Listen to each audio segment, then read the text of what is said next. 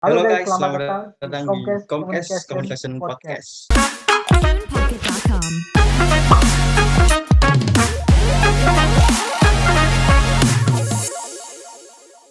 Bersama gua Azam, Bersama gue Muhammad Nasiruddin, biasa dipanggil Nasir. sekarang kita lagi membahas mengenai komunikasi interpersonal. Menurut lu nih, apa sih komunikasi interpersonal itu? Komunikasi interpersonal itu adalah proses pertukaran informasi, ide, pendapat, dan perasaan yang terjadi antara dua orang atau lebih. Contoh komunikasi interpersonal itu sendiri ada seperti percakapan antar kedua teman kayak kita nih, terus percakapan keluarga dan percakapan antar tiga orang. Komunikasi interpersonal bisa terjadi di mana saja, ketika menonton film, belajar, bekerja, kayak gitu, Zam. Dan kalau secara sederhana nih, komunikasi interpersonal ini itu kan hubungan antar komunikasi dan komunikasi antar Hmm, satu orang dengan orang lainnya gitu. Nah, kalau ya. lengkapnya komunikasi interpersonal juga pun nanti punya tujuan, nggak punya unsur-unsur yang juga nanti unsur itu nanti kita akan langsung bahas yang dibahas di podcast ini juga. Yang pertama nih sih, apa yang perlu dibahas nih? Masuk ke karakteristik komunikasi interpersonal dulu sih, bahwa komunikasi interpersonal ini merupakan salah satu, bukan salah satu yang mungkin yang penting, yang paling bisa mempengaruhi orang lain itu komunikasi interpersonal dibandingkan dengan media massa, dibandingkan dengan komunikasi organisasi publik, dan yang paling besar pengaruh itu adalah komunikasi interpersonal itu sendiri. Oh iya iya, kayak face to face gitu ya. Iya, kayak lebih person to person gitu. Oke oke. Dan Terus umpan baliknya juga cepat. ya cepat. Dan aku menambahkan panca indera yang dipakai juga banyak, dan lebih melihat emosi dari komunikasi sehingga dianggap bisa yang paling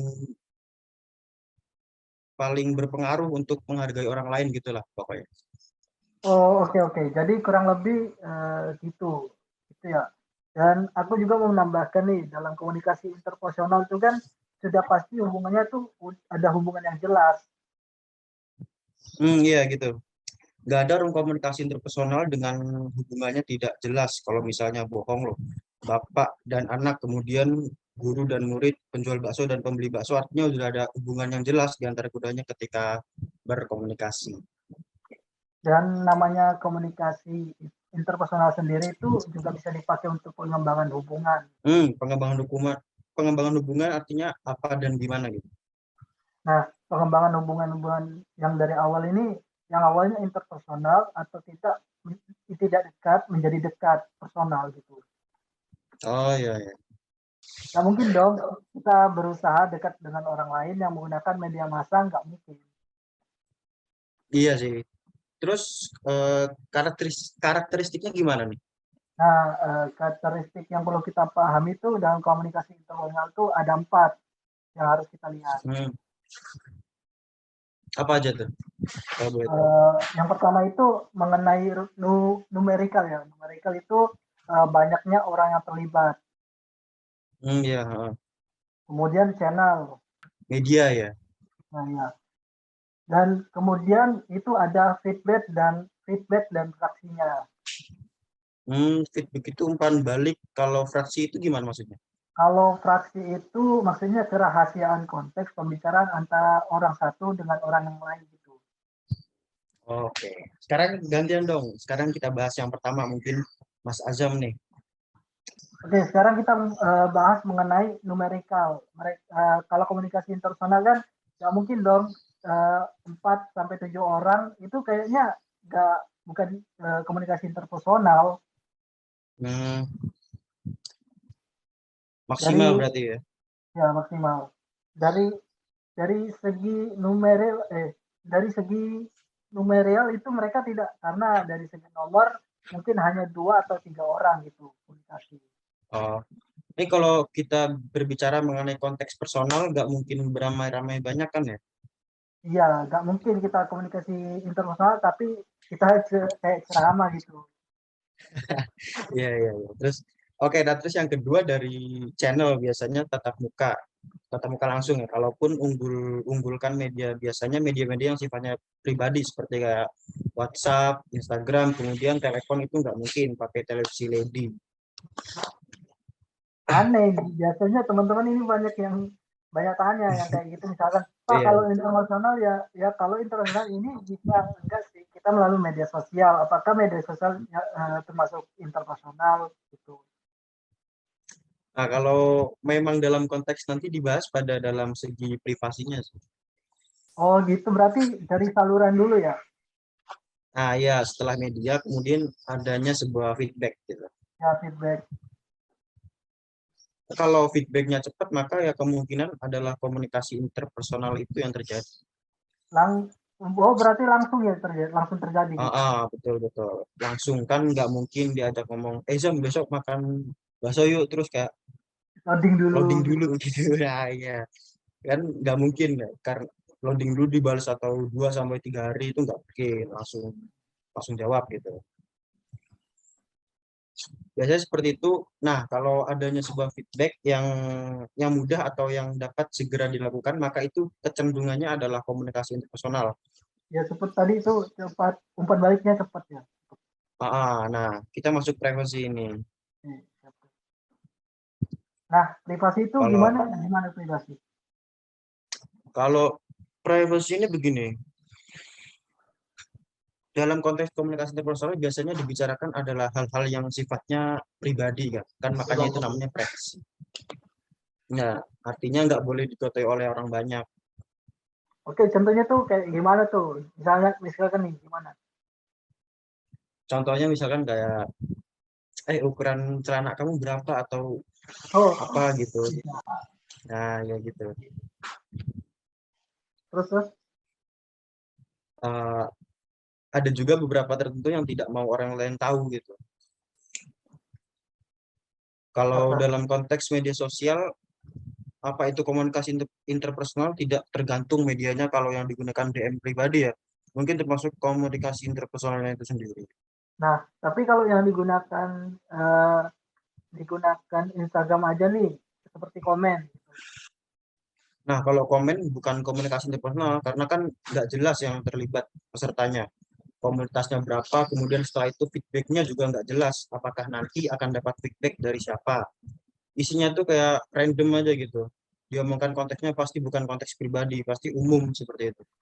Oh gitu, oke. Oke, Hmm. terus kalau ini misalnya nih ada banyak sih beberapa orang yang tanya sosial medianya ya. Kalau misalkan WhatsApp tuh, WhatsApp itu berarti kalau konteksnya kan ini medianya berarti kan WhatsApp pribadi, chat pribadi sama chat grup. Berarti beda ya gitu. Beda, beda. Oke, berarti ini sama kayak Instagram tadi ya. Sama kok sama. Kayak walaupun nanti ketika di dalam konteks WhatsApp grup yang isinya cuma 3 atau 4 orang ya, kemudian juga bukan komunikasi interpersonal kan biasanya ada nih satu grup WhatsApp isinya 5 orang tapi saling diem-dieman gitu. Anggotanya saling dengan satu sama lain. Oh, iya iya iya. Kita lanjut yaitu melihat tujuan. Ada tujuannya juga nih. Oh, ada dong.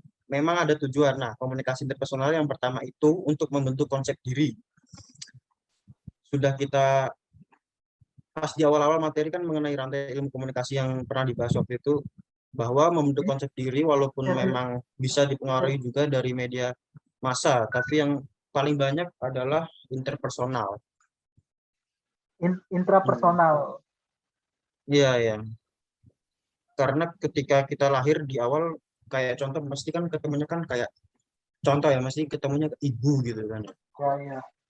Atau keluarga lah. Nah, kalau di keluarga kan pasti ada komunikasi yang terjadi. Dari situ kita terbentuk menjadi anak yang misalnya anak yang apa ya, suka ngomong gitu atau gimana ya, karena pengaruh keluarga dulu gitu. Ya lingkup lingkup berarti lingkup paling kecil dulu ya. Ya betul, paling kecil. Nah, setelah dari keluarga mungkin ke tempat tinggal, kemudian ke sekolah, dan semua itu yang paling berpengaruh terhadap kita adalah komunikasi interpersonal. Oh, komunikasi interpersonal. Jadi ditekankan sekali lagi kalau konsep diri itu adalah diri kita ya, yang terbentuk dari Nah, ya awal. dari Lalu awal. lalu perlahan konsep diri itu hilang karena nanti terpengaruh oleh orang luar, orang lain.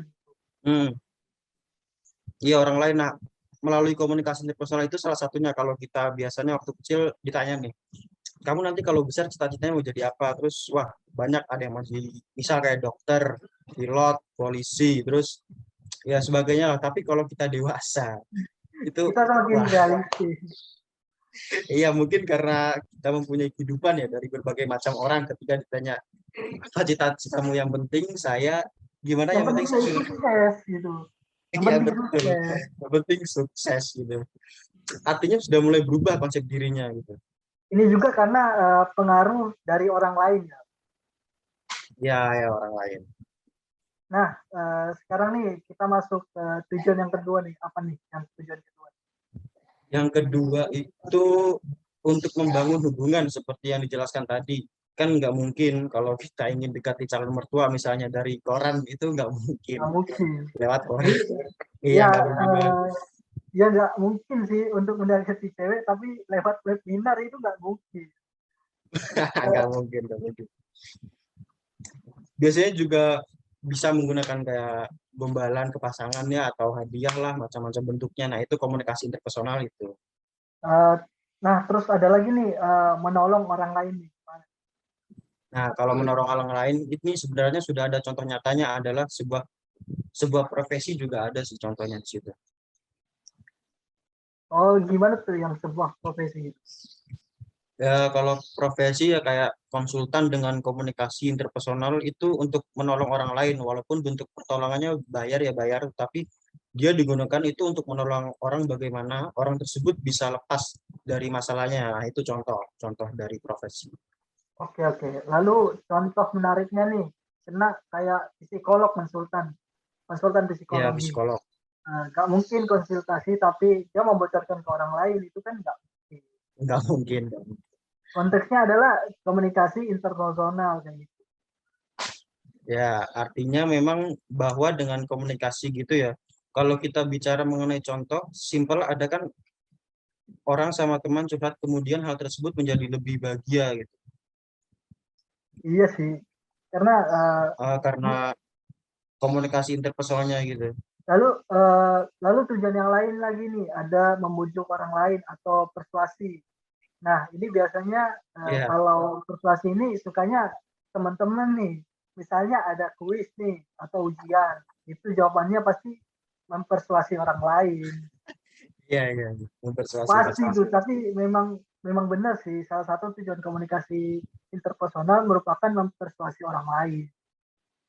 Iya, agar ikut apa yang kita mau gitu kan ya maksudnya.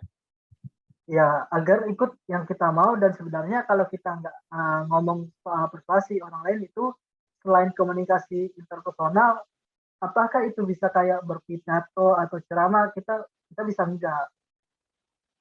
Bisa sebenarnya bisa, cuman yang dianggap paling efektif dan paling berpengaruh adalah komunikasi interpersonal.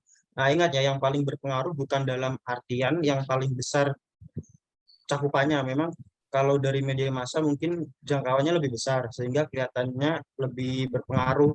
Tapi sebenarnya yang paling berpengaruh adalah komunikasi interpersonal, hanya dia sifatnya perseorangan gitu. Oh, jadi gini, kalau komunikasi interpersonal lebih dari hati ke hati kayak. Ya, lebih ke person to person gitu. Ya, lebih terefek gitu. Memang jangkauannya tidak Hmm. luas namun berefek. Nah, betul. Contoh misalnya begini, ada orang yang ingin kita pengaruhi pola pikirnya. Misalnya, ada orang yang awalnya nggak suka nonton konser Korea nih. Nah, mungkin media banyak sekali mempengaruhi orang untuk suka Korea dengan orang banyak sekaligus gitu. Ya, ya. Tapi tidak akan secepat ketika kita langsung ngobrol secara personal. Ini ya dipengaruhi teman gitu. Ya, dipengaruhi teman. Contoh misalnya gini, konser Korea itu bagus loh, apalagi BTS. Nah, itu kan dipengaruhi teman ya. Ya, jadi mulai suka gitu. Ya, karena kalau sama teman tuh lebih cepat terpengaruhnya, memang sifatnya emang perseorangan bukan pasif. Oke, kalau gitu, nah masih ada nih, masih yang kurang nih, satu, mendapatkan kesenangan. Kenapa itu? Nah, kalau mendapatnya sangat itu contohnya seperti kayak kita nongkrong-nongkrong di kafe atau di angkringan atau apalah, walaupun secara tidak sadar kita itu di sana berkomunikasi, tapi sebenarnya setelah itu justru lebih merasa lebih enjoy ya. Sebenarnya Ya, bukan masalah nongkrongnya sih, tapi setiap senangnya karena kita bertemu dengan teman gitu. Iya, teman-teman. Nah, misalnya ketika kita kata kita ke- ketika ketemu itu dia ngobrol dengan temannya, menyampaikan aspirasinya, pendapatnya, sehingga nanti merasa lebih lebih apa ya, lebih bahagia lagi gitu lah. Oh iya benar sih, emang benar. Kalau itu memang kita semua mengalami ya karena sejatinya manusia itu makhluk sosial, jadi lebih suka berinteraksi Betul. kayak gitu. Lalu ada apa lagi nih habis tujuan? Oh, ada hambatan ya. Ya Nah, hambatan. di dalam komunikasi interpersonal juga ada beberapa hambatan. Yang pertama mengenai fisik. Kalau fisik ini berkaitan dengan apa yang dari luar peserta komunikasinya. Oh jadi dari luar itu eksternal ya berarti. Ya, betul, eksternal. Nah, biasanya tuh bisa seperti panas, udara panas. Ketika ngobrol kayak ada udara panas, kemudian salah satu pihak menjadi sebel gitu. Oh I see, I see. Jadi kayak dia tuh ngerasa bete gitu. Bete terkena panas, atau ketika ada suara hujan deras misalnya kan, nggak kedengeran kita ngobrol apa sih. Nah, itu Iya. juga salah satu gangguan fisik. Oh, salah satu gangguan nih. Jadinya, jadi maksudnya tuh fisik di sini bukan fisik dari orangnya gitu. Oh, bukan, itu karena gangguan dari luar. Oke, gangguan apa lagi nih? Eh, Gangguan selanjutnya ada gangguan semantik. Ini karena perbedaan budaya. Budaya, ya. Hmm. Ada orang yang ada kata, misalnya ada kata yang sama tapi maknanya berbeda gitu. Oke, oke. Nah, itu artinya perbedaan budaya tersebut bisa menyebabkan sebuah gangguan dalam komunikasi interpersonal, juga bisa menyebabkan salah paham lah intinya. Salah paham, berarti termasuk hambatan ya gitu. Iya, betul, termasuk hambatan. Oh, jadi tadi ada gangguan fisik yaitu dari lingkungan luar, lalu ada semantik Hmm. itu budaya, lalu ada satu lagi nih apa Ya, nih? yang satu lagi ada, nah, psikolog. Ini berkaitan dengan emosi dan sikapnya. Maksudnya bisa seperti ini. Kalau ketika orang misalnya tidak senang dengan seorang, bahwa mau ngobrol apapun, dia pasti mungkin kemungkinan akan dianggap salah aja gitu. Jadi mau ngobrol Oh, apapun, sebanyak apapun, dia itu kayak ya dianggap salah aja gitu. oh berarti kalau psikologi ini sudah dari diri kita sendiri gitu ya? Ya, dari dalam diri kita sendiri. Ah, oke, oke. Nah, ada juga bisa begini, karena mungkin dia habis diputusin pacarnya ya. Sedih gak karuan, ketika mau ngajak ngobrol, kok kamu nyautnya asal-asalan tuh. Sensitif gitu Kayak, ya. iya, kayak sensitif itu juga bisa dibilang sebuah hambatan. Oke, oke. Nah, habis hambatan nih, tadi apa aja ya? Ada tiga, fisik, gangguan luar, Hmm, kedua itu semantik atau budaya ya. Lalu yang terakhir iya. itu ada psikologi dari dalam diri kita sendiri. Nah, kita udah ngomong soal hambatan. Sekarang kita ngomong efektivitasnya komunikasi interpersonal itu gimana? Nah, agar komunikasi interpersonal yang menjadi lebih efektif, lebih efisien, ada dua hal nih. Ada perspektif humanistik dan perspektif pragmatik. Oh, oke, oke, oke. Nah, kalau perspektif humanistik ini lebih ke arah sisi kemanusiaannya ya. Manusianya. Kalau pragmatik ini lebih kepada manajemen interaksinya. Oke, kalau humanistik nih, ini contohnya kayak mana tuh? Humanistik ini sama sepertinya, contohnya ada keterbukaan orang.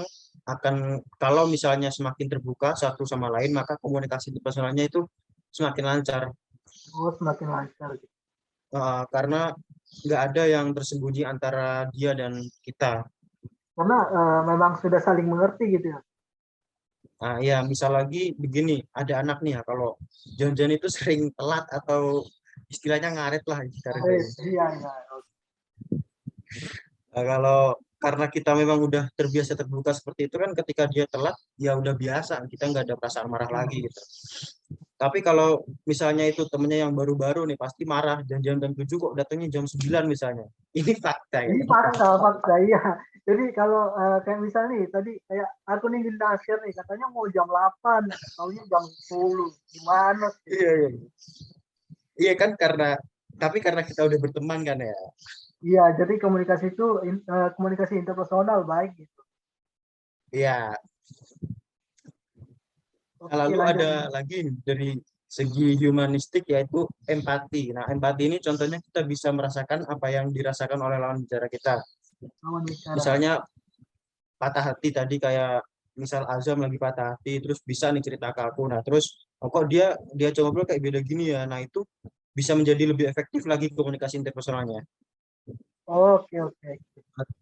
Tapi kalau aku nggak berempati nanti aku bisa sebel dan kamunya juga bisa tambah sebel lagi. Oh, jadi empati ini masih termasuk humanistik tadi ya? Masih masih masih humanistik. Kalau humanistik itu kan ada empati, sifat pendukung, sikap positif dan kesetaraan Hmm. gitu. Nah, kalau sikap mendukung dan sikap positif ini sebenarnya nggak jauh beda ya. Kalau sikap mendukung lebih ke memberikan dorongan. Memberikan dorongan, nah, kalau sikap positif itu lebih ke arah kita percaya bahwa bukan yang kita bicarakan ada hal-hal negatif itu jangan. Tetapi membicarakan hal yang sekiranya membawa dampak positif. Misalnya begini, ini kita bukan membicarakan tentang hal-hal yang kesedihan, kehilangan, atau galau. Tapi kita membicarakan hal yang membawa kebahagiaan. Oh iya, iya.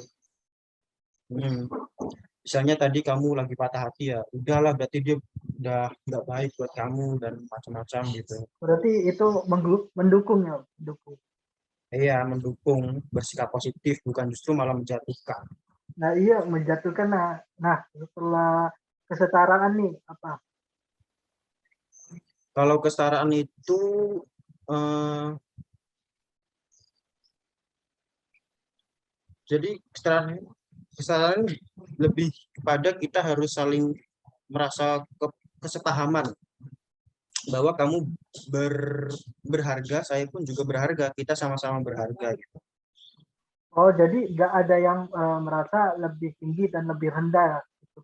Semuanya Hmm, merasa sama sama rata gitu.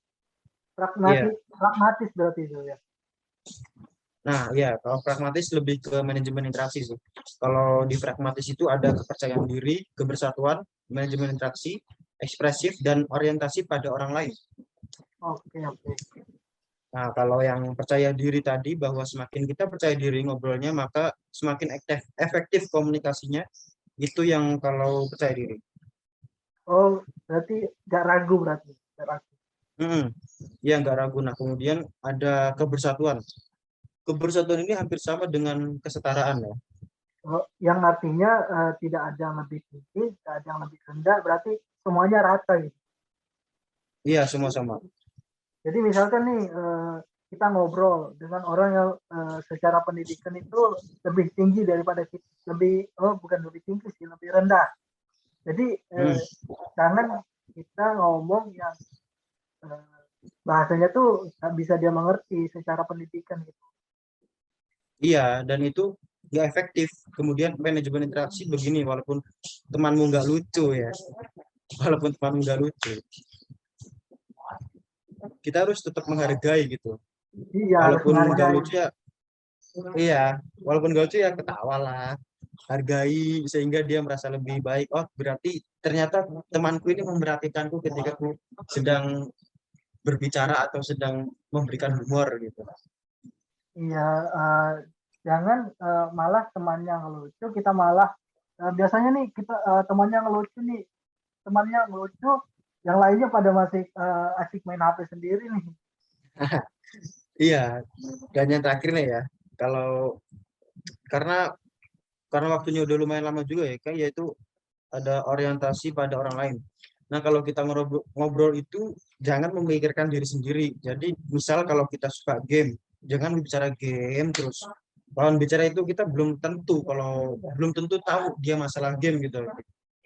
Oh, berarti kita harus pahami dulu juga apa yang menjadi kesukaan lawan bicara kita gitu. Ya, ya, dan dengarkan kalau ketika dia ngomong, jangan malah ngomong lainnya terus kamu potong dengan game lagi, terus artinya orientasinya itu harus ada orientasi pada orang lain. Seperti itu. Oke.